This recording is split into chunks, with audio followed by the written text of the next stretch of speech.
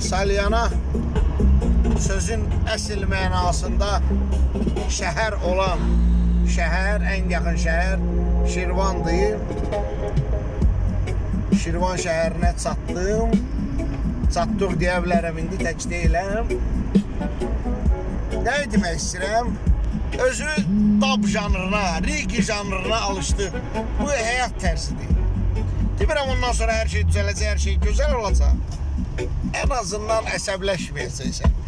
Allah azıq gedməsin, heç nəyə əsəbləşməyəcəksən. Hətta dünyanın ən əclaf adamı ilə rastlaşsan belə, əgər sən Bob Marley'e, Lee Perry'e qulaq asırsansa, rigi janrın hiss eləyirsənsə, dinləyirsən, yox, rigi janrı elədir ki, həqiqətən o hiss eləmək lazımdır. Və artıq heç nəyə əsəbləşməyəcəksən. Ne bilmirəm, bu yaxşıdır, pisdir. Məncə əsəbləşməmək yaxşıdır.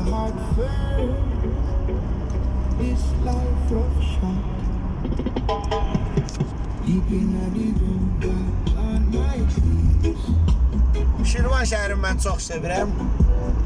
Bütün infrastrukturu olan həqiqi şəhərdə metrodan başqa. Metro da infrastruktura aiddir.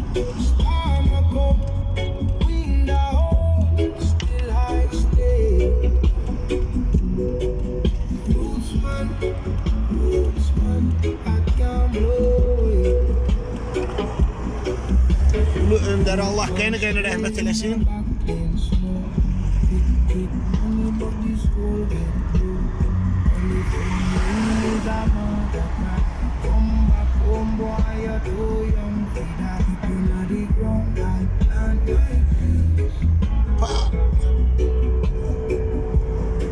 Taxt üstüne de olan